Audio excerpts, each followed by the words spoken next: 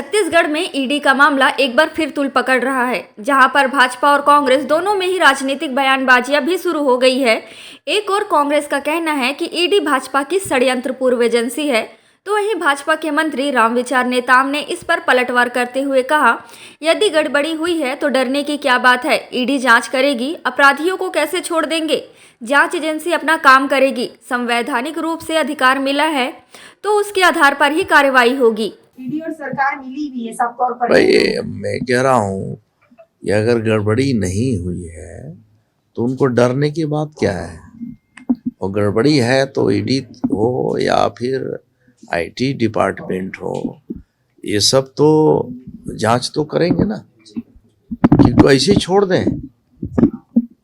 उसके लिए तो एजेंसियां बनी हैं तो अपना काम वो करेंगे। उनके जो दायरा है, संवैधानिक जो उनको अधिकार जो प्रदत्त है, उसके तहत ही तो कार्रवाई करेंगे।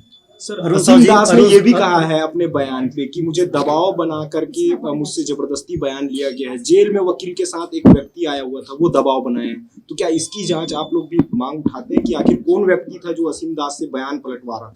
ये हमारा ये काम नहीं है भाई, जो बयान दे रहे हैं बाकी चीज है वो देखेंगे। बाकी तो न्यायालयीन प्रक्रिया है, उसमें जिरह तो वहां करें ना। दरअसल महादेव बैटिंग ऐप के मामले में एक बार फिर नया मोड़ आया है। ईडी की दूसरी चार्जशीट में छत्तीसगढ़ के पूर्व मुख्यमंत्री भूपेश बघेल का नाम फिर से सामने आया है।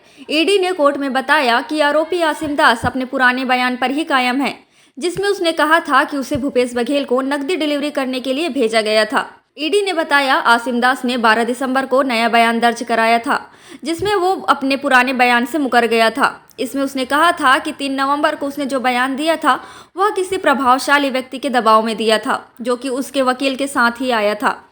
अब इस बयान से आरोपी आसिम दास मुकर गया है। वहीं भूपेश बघेल पर लगे आरोपों को लेकर कांग्रेस संचार प्रमुख सुशील आनंद शुक्ला ने ईडी पर आरोप लगाए हैं।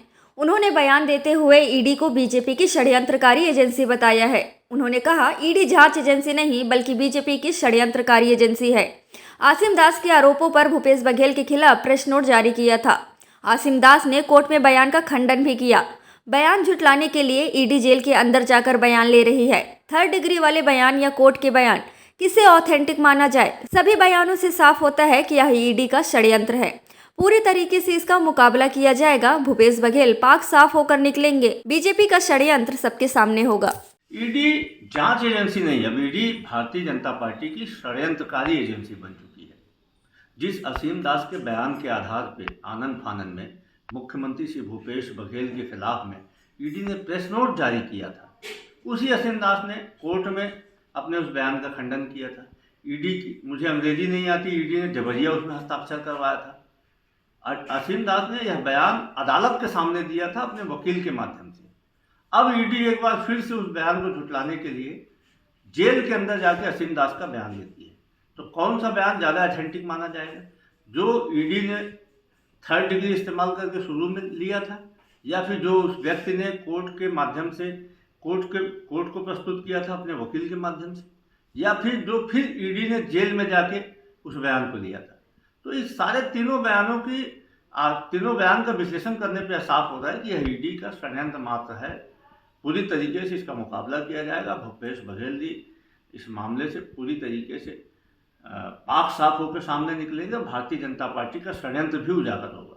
भारतीय जनता पार्टी पूरे देश में ईडी के माध्यम से षड्यंत्र कर रही है और अब देश की जनता ईडी के षड्यंत्र को समझ चुकी है। और पश्चिम बंगाल में तो इसकी जनता के द्वारा इसकी प्रतिक्रिया भी हुई है, क्रिया की प्रतिक्रिया भी अब सामने आने लगी है।